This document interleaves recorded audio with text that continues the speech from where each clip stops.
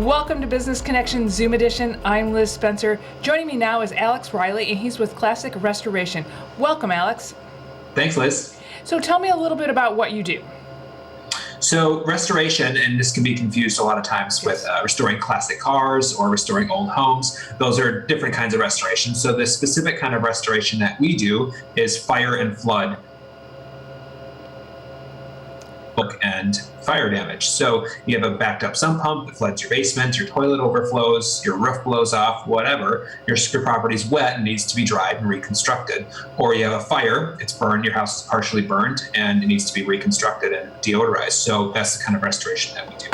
It's nice to have a company like yours in mind before we have an emergency, but sometimes we don't, and we see a lot of other people out there. What sets you apart from your competitors?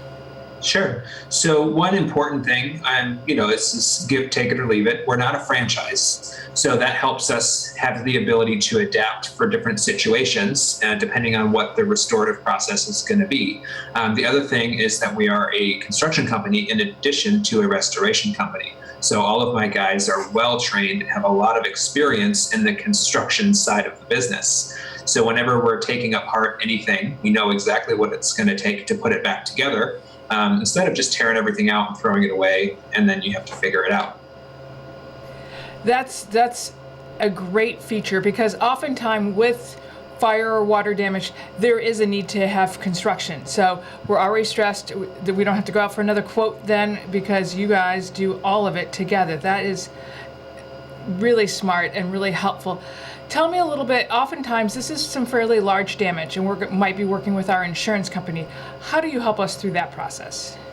Yeah, sure. So typically, we don't usually provide estimates at the beginning of a job for water or fire damage, because it's really hard to determine the extent of the damage. Mm-hmm. And if you're paying out of pocket, we will do our best to put together some kind of estimate for you. But typically, we'll get in touch with your adjuster, whoever that may be, whatever your insurance company is. We have a pretty good reputation with most companies, so they know who we are, and they give us some pretty good leeway, or they're pretty relaxed with how we do our drying or restorative process, because they know we know what we're doing. And we'll manage the claim, so to speak. So basically, you can deal with your adjuster if you like, but most of the time their job is to adjust your bill. So when we send them our invoice, they're going to tell us, well, you shouldn't have done this, or you could have done that, or whatever, because their goal is to make it as least the impact as possible to the insurance company. So we use a guide.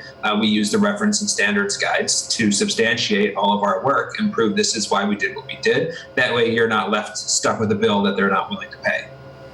That is super helpful, because it is stressful times, and you often uncover things when you are doing the job that they need to be adjusted, and for you to talk with the insurance person rather than me talk to the insurance person. Mm-hmm. That's really helpful. And it's very time consuming too. Back and forth, it's a full-time job, especially when you do the volume that we do, just to communicate back and forth with those people. And, anyway.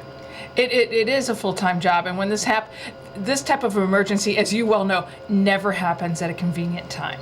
Right. Talk to me a little bit about being certified. Why is that important? Okay, so this job I wouldn't want to consider it a hard job. I mean, it's definitely labor intense, but basically what you're doing is you're removing things that are wet, or in a fire situation, things that are burned, and you're drying it out, and then you're putting it back together.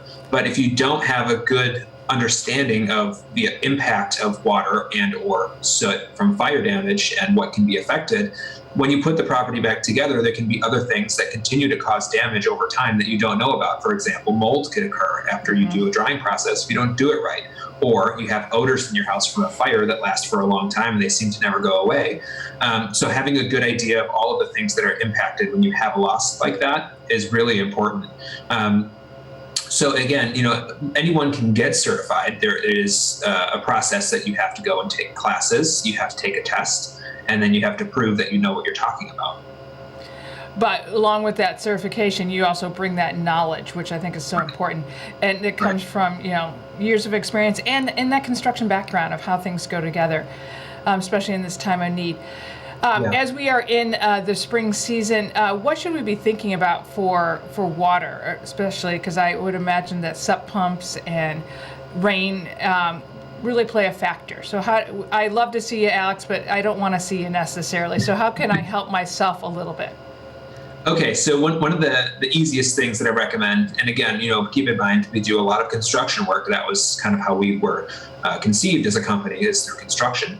And one of the things I've been recommending for a long, long time is just having some kind of system to monitor your basement. And that's how the loss can become a really big problem in a really short amount of time if your sump pump fails. So you can go to Home Depot or Lowe's or Menards and get a $9 sump pump alarm that you put a 9-volt battery in and put it on the floor. So even if you don't have a sophisticated sump pump system, at least hey, there's a problem, there's an alarm beeping, I need to do something about it.